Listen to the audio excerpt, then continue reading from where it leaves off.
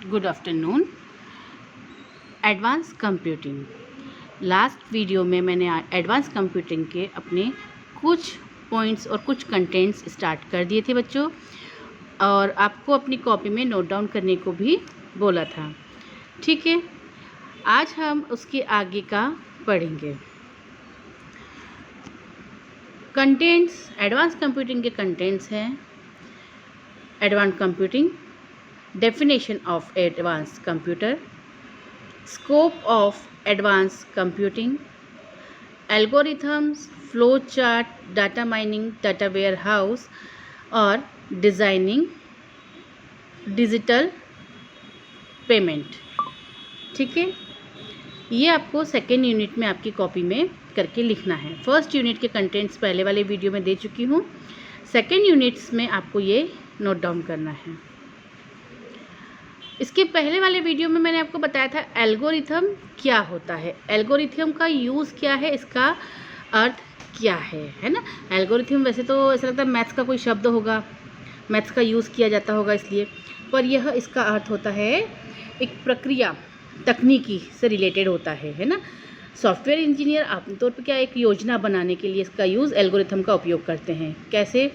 अगर कोई डिज़ाइनिंग करी, कोई प्रोग्राम बनाया, उसके लिए इसका यूज़ एल्गोरिथम का यूज़ किया जाता है। जैसा मैंने कि आपको लास्ट वीडियो में बताया था, किसी भी कार्य को करने के लिए एक प्रोसेस की जाती है ना। उस प्रोसेस के लिए पहले अपने को उसको कॉपी में स्टेप बाय स्टेप लिखना पड़ता है। या फिर स्कूल में कोई फंक्शन होता है या कुछ भी वर्क होता है, कोई बड़ा सा आपको सॉफ्टवेयर बनाना है, तो उसके पहले आप क्या कंटेंट्स लेंगे और क्या डाटा लेंगे, उसमें आपको क्या क्या रिक्वायरमेंट है, इस सब का एक अपन को रफ आइडिया होना चाहिए। और इसकी प्रिपरेशन करने के लिए जो मेथड का यूज़ किया जाता है उसे हम एल्गोरिथम कहते हैं।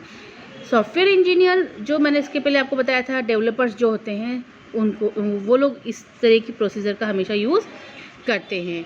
सॉफ्टवेयर इंजीनियर आमतौर पर यह योजना बनाने के लिए एल्गोरिथम का उपयोग करते हैं और समस्याओं का समाधान करना।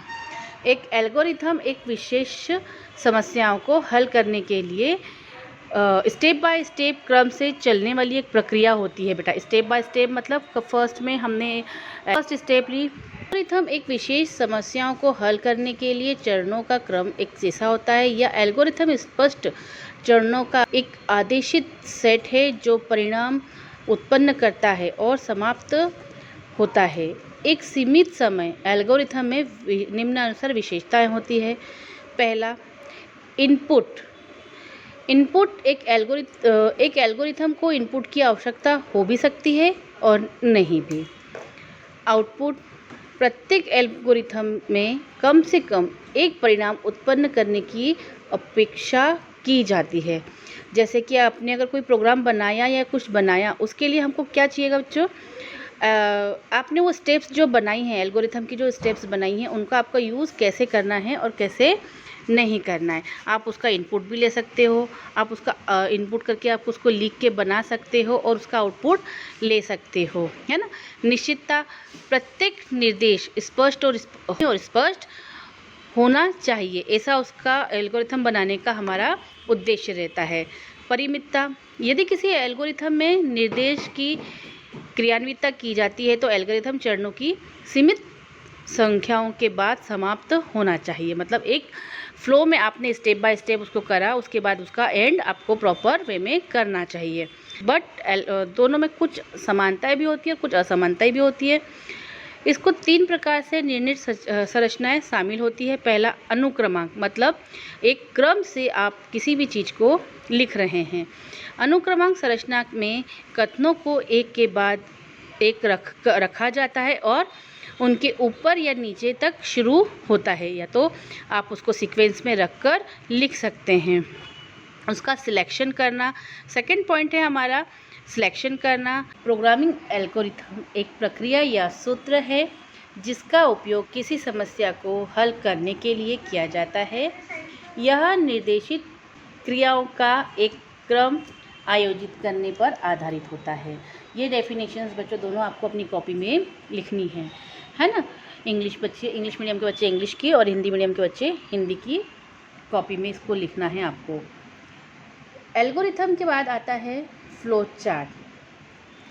जैसा कि अभी मैंने आपको बताया कि फ्लो चार्ट और एल्गोरिथम की दोनों की प्रोसीजर करीब करीब सेम होती है।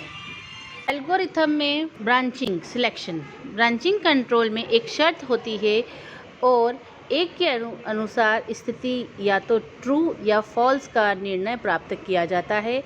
ट्रू के मामले में एक दो शाखाओं की योजना की है, लेकिन अगर फॉल्स की स्थिति के मामले में अन्य वैकल्प लिए जाते हैं।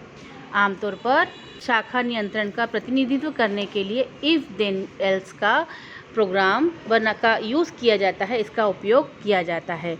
यह लूप प्रक्रिया भी बोलते हैं। इसको दोहराना किसी काम को करने के लिए ट्रू या फॉल्स, सही या गलत, यस और नो, इस तरह के आंसर लेने के लिए जो लूप लगाया जाता है उसे हम इफ़ देन कहते हैं, है ना। तो ये एल्गोरिथम में इसका यूज़ किया जाता है। एक एल्गोरिथम एक निश्चित प्रक्रिया का उपयोग करता है। यह किसी समस्या के समाधान का चरणबद्ध प्रतिनिधित्व तो आसानी से बनाता है इसको समझने के लिए। नेक्स्ट हम बात करते हैं फ्लो चार्ट की। फ्लो चार्ट क्या है और इसका और एल्गोरिथम का क्या यूज़ है आपस में, इसको हम समझेंगे। सबसे पहले हम बात करते हैं फ्लो चार्ट क्या है। फ्लो चार्ट का यूज़ को एक स्टेप में जमाने का एक तरीका होता है। फ्लो चार्ट क्या होता है? फ्लो चार्ट और एल्गोरिथम बच्चों से होंगे। एल्गोरिथम एक प्रोसीजर या स्टेप्स होती है किसी भी कंप्यूटर प्रोग्राम को सॉल्व करने के लिए। इसमें स्टेप्स लिख सकते हैं, जबकि फ्लो चार्ट एक ग्राफिकल रिप्रेजेंटेशन होता है। किसी भी प्रोग्राम को सॉल्व करने के लिए इसमें डायग्राम का यूज़ किया जाता है प्रॉब्लम को एक्सप्लेन करने के लिए, है ना। जब हम एल्गोरिथम में स्टेप बाय स्टेप लिखते हैं और फ्लो चार्ट के अंदर हम एक डायग्राम बनाते हैं। डायग्राम के अंदर ओवल, एरो और रेक्टेंगल, इन बॉक्सेस का स्क्वायर, इन बॉक्सेस का यूज़ किया जाता है। इसकी मैं आपको एक PDF भी भेजूंगी फ्लो चार्ट की विद डायग्राम, जिससे आपको जल्दी से समझ में आ जाएगा कि क्या होता है। फ्लो चार्ट का यूज़ आप कई अलग अलग पर्पस से के लिए भी कर सकते हैं, जैसे कि एजुकेशन के लिए, प्रेजेंटेशन के लिए और एल्गोरिथम के लिए, या फिर पर्सनल यूज़ के लिए भी आप कर सकते हैं। लेकिन एल्गोरिथम का यूज़ सिर्फ किसी मैथमेटिक्स या कंप्यूटर के पर्पस से ही हम इसका यूज़ कर सकते हैं। फ्लो चार्ट को बनाना बहुत आसान होता है, जबकि एल्गोरिथम को लिखना थोड़ा मुश्किल होता है। इसलिए फ्लो चार्ट ज़्यादा इजी और आसान होता है एल्गोरिथम की तुलना में। फ्लो चार्ट में हम डायग्राम का प्रयोग करते हैं, जैसे कि स्क्वायर बॉक्स, रेक्टेंगल बॉक्स और ओवल, है ना, ट्रायंगल, इस टाइप के इत्यादि बॉक्सेस का डायग्राम का प्रयोग करते हैं। जबकि हम एल्गोरिथम में किसी भी तरह से डायग्राम यूज़ नहीं करते हैं, बस एक स्टेप बाय स्टेप हम लिखते जाते हैं। एल्गोरिथम में हम किसी भी प्रॉब्लम को सॉल्व करने के लिए स्पेसिफिक प्रोग्राम लैंग्वेज यूज़ कर सकते हैं, जबकि फ्लो चार्ट के अंदर हम सिर्फ लॉजिकल और साइन यानी सिंबल यूज़ कर सकते हैं। ये फ्लो चार्ट और एल्गोरिथम के डिफरेंस मैंने आपको बताए। अब दोनों में आपको अंतर समझ में आ जाएगा, है ना। A flow chart is a type of diagram the representative of workflow or process.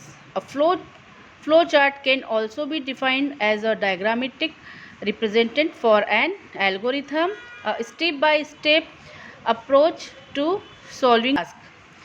The flow chart shows the step of boxes of version kits and their order by connecting the boxes with arrow. Flow chart एक प्रकार का आरेख है जो work flow या प्रक्रिया का प्रतिनिधित्व करता है। फ्लो चार्ट को एक एल्गोरिथम में आरेखीय प्रतिनिधित्व के रूप में परिभाषित किया जाता है। एक कार्य को हल करने के लिए चरण दर चरण दृष्टिकोण होता है। फ्लो चार्ट चरणों के विभिन्न प्रकार के बॉक्सेस के रूप में दिखता है और बॉक्सेस को तीरों से जोड़कर उनकी प्रक्रिया को बनाया जाता है। तो ये आपको फ्लो चार्ट और एल्गोरिथम का डिफरेंस समझ में आया। द्वारा बनाया गया एक टूल है जो प्रोसेस या प्रॉब्लम को सॉल्व करने के लिए इस्तेमाल किया जाता है। स्टेप बाय स्टेप शो करता है जिसमें प्रोग्रामर को प्रॉब्लम को समझने में आसानी होती है और बिना देरी किए किसी भी फ्लो चार्ट को हम इजीली बना सकते हैं।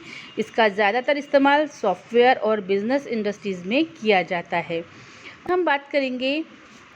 आगे हम बात करते हैं फ्लो चार्ट बनाने के लिए हमें कुछ निम्नलिखित जो चिन्ह हैं डायग्राम से उनका इस्तेमाल होता है, जैसे कि square, rectangle, diamond, Oval, arrow, है ना, जैसे कि आपको इसमें चार्ट में दिख रहा है।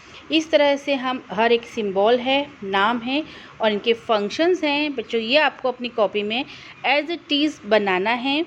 इसके बारे में स्टेप बाय स्टेप मैं आपको बताती जाऊंगी कि यह प्रोग्राम कैसे बनाया जाता है। नीचे आपको एरो भी दिख रहे हैं, फ्लो लाइन, ठीक है। फर्स्ट होता है कंप्यूटर प्रोसेस या प्रोसेस। इनपुट आउटपुट, किसी भी डेटा को लेने और देने के लिए हमें यह इनपुट आउटपुट के बॉक्स लेने पड़ते हैं, इससे हम शो करते हैं। डिसीजन, कनेक्टर, है ना, ये सारी और स्टार्टिंग एंडिंग, अगर किसी भी प्रोग्राम को स्टार्ट करने के लिए और एंड करने के लिए हमें यह बॉक्स लेना पड़ता है। इन बॉक्स को कनेक्ट करने के लिए यह फ्लो लाइन आपको दिख रही है, इन फ्लो लाइंस का हम यूज़ करते हैं। इस तरह से बच्चों यह प्रोग्राम बनाया जाता है। इसे इस जो डायग्राम दिख रहा है इसे हम फ्लो चार्ट कहते हैं। इसमें एक छोटा सा प्रोग्राम मैंने बनाया है एडिशन का, 2 नंबर को ऐड करने का एक प्रोग्राम है। इसमें जो फर्स्ट वाला आपको राउंड दिख रहा है उसे हम स्टार्ट और एंड बॉक्स बोलते हैं। फ्लो चार्ट को शुरू करने के लिए या ख़त्म करने के लिए इस साइन या इस बॉक्स का यूज़ किया जाता है। शुरुआत करने के लिए स्टार्ट और इसको ख़त्म करने के लिए एंड वर्ड का यूज़ किया जाता है। नेक्स्ट हमें फ्लो लाइन, जैसा आपको दिख रहा है एरो बाय एरो सब जगह दिख रहे हैं। एरो, इसे हम एरो या फ्लो लाइन बोलते हैं। फ्लो चार्ट किस दिशा में या फिर किस क्रम में जा रहा है यह जानने के लिए हम एरो का प्रयोग करते हैं। जब हम एक उदाहरण देते हैं तो उसे आसानी से आप समझ सकते हैं। इसके बाद आता है नेक्स्ट इनपुट डिवाइस। इनपुट और आउटपुट के लिए हम इस प्रकार के, जैसा आपको दिख रहा है ट्रायंगल टाइप का के बॉक्स का यूज़ करते हैं। प्रोग्राम को जो आउटपुट होता है वह इस बॉक्स के द्वारा यूज़ करके हम बता सकते हैं। जैसा हमने 2 नंबर जोड़ने के लिए निकाला है, सबसे पहले हमने नंबर्स को इनपुट लेने की आवश्यकता पड़ी। इसके लिए इनपुट सिंबल जोड़ने के बाद दिखाई दे रहा उसमें आउटपुट का भी चिन्ह आ जाता है नीचे। प्रोसेस, नेक्स्ट हमने डायग्राम में प्रोसेस देखा था। जब भी हम इनपुट करते हैं वहीं डाटा को प्रोसेस, जैसे यहाँ पे सम लिखा हुआ है, प्रोसेस करी उसने, हमने 2 वैल्यू दी x और y और नीचे उन दोनों का सम करवा दिया, उसे हम क्या बोलेंगे, प्रोसेस। प्रोसेस के लिए हम इस बॉक्सेस का, स्क्वायर बॉक्स का यूज़ करते हैं। इस चिन्ह का उपयोग तब होता है जब कोई हिसाब करना हो, मतलब जब कोई कैलकुलेशन करना हो तब इसका यूज़ किया जाता है, जैसे जोड़, घटाव, गुणा, भाग या विभाजित करना हो, इस तरह के इसमें इसका यूज़ किया जाता है। फिर आता है डायमंड, जब किसी लास्ट में इसका जब आंसर आता है, कंडीशन को दिखाना हो, जब किसी कंडीशन को दिखाना हो तब इस बॉक्स का यूज़ किया जाता है। इसमें आंसर होता है ट्रू या फॉल्स, 0 या 1 के रूप में आता है। जैसे कोई संख्या पॉजिटिव या नेगेटिव होती है वह इसके अंदर आती है ना। तो ये हमारे पास, जैसा आपने बताया अभी कि इस डायग्राम्स को, फ्लो चार्ट को किस तरह से बनाते हैं और हर एक बॉक्स का अलग अलग यूज़ होता है। इसके बाद में इस तरह से ये दूसरा प्रोग्राम है, इसमें इन बॉक्सेस का यूज़ किया जाता है। फ्लो चार्ट को बनाने के लिए कुछ नियम होते हैं। फ्लो चार्ट बनाने के नियम जिसका प्रयोग करके आसानी से फ्लो चार्ट बना सकते हैं और समझ सकते हैं। पहला है, फ्लो चार्ट को बनाते समय जितने भी बॉक्सेस का प्रयोग करते हैं सभी बॉक्सेस को एरो के द्वारा जोड़ा जाता है, जिससे हमें यह पता चल सके कि फ्लो चार्ट किस दिशा में जा रहा है। सभी फ्लो चार्ट को स्टार्ट करने और एंडिंग पॉइंट, सभी प्रोग्राम फ्लो चार्ट का स्टार्टिंग पॉइंट और एंडिंग पॉइंट होता है। जब हम फ्लो चार्ट में कुछ कंडीशंस का यूज़ करते हैं तो बच्चों उसमें 2 एग्ज़िट पॉइंट होते हैं, है ना। जैसे मैंने आपको इसके पहले बताया था, अगर ट्रू या फॉल्स, यस और नो इस तरह से आते हैं, ऊपर की ओर, नीचे की ओर या फिर साइड की ओर आते हैं, जिसका ट्रू आउटपुट होता है पहला, दूसरा। अगर पहला सही है तो दूसरा गलत। इसके बाद में हर एक फ्लो चार्ट का एक एंडिंग सिंबल होना चाहिए। अब इन फ्लो चार्ट को बनाने के कुछ फ़ायदे भी हैं तो कुछ नुकसान भी। देखिए, इस तरह से मैंने जो आपको बताया था, आउटपुट के 2 पॉइंट होने चाहिए, ट्रू या फॉल्स वाला, या फॉल्स या ट्रू वाला। स्टार्टिंग किया, एक्सेप्ट किया हमने A and B, put if A greater than B, if true then, मतलब अगर ए बी से बड़ा है तो ट्रू आए, अदरवाइज फॉल्स हो जाए। Display A, if false display B, अगर डिस्प्ले ए होता है तो आए और डिस्प्ले बी होता है तो आए। इस तरह से एक हम फ्लो चार्ट के थ्रू भी एक प्रोग्राम बना सकते हैं। अगर हमें किसी भी प्रोग्राम को बनाने के फ़ायदे हैं तो उसके हमें नुकसान भी मिलते हैं बच्चों। इसके एडवांटेजेस हैं। फ्लो चार्ट को बनाने के 2 पहलू होते हैं। पहला होता है एडवांटेज और दूसरा है डिसएडवांटेज। फर्स्ट है, फ्लो चार्ट के ज़रिए हम एक प्रोग्रामिंग को आसानी से समझ सकते हैं, क्योंकि इसमें चिन्ह का इस्तेमाल, मतलब बॉक्सेस का इस्तेमाल कर सकते हैं। फ्लो चार्ट की मदद से हम एरो को जल्दी से जान सकते हैं और उसे सुधार भी सकते हैं। फ्लो चार्ट की मदद से हम एरर्स को जल्दी से पकड़ सकते हैं, समझ सकते हैं और उसे करेक्ट भी कर सकते हैं। फिर थर्ड वाला है, फ्लो चार्ट के द्वारा हम किसी भी प्रोग्राम को अच्छे से रख सकते हैं और समझ सकते हैं।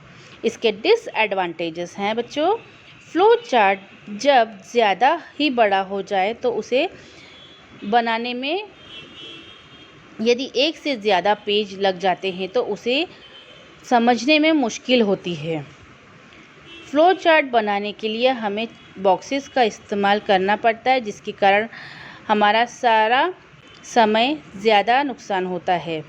यदि हम किसी भी फ्लो चार्ट में बदलाव लाना हो तो फिर से पूरा फ्लो चार्ट बनाना पड़ता है। किसी भी फ्लो चार्ट के बीच में हम कोई चेंजेस नहीं कर सकते हैं।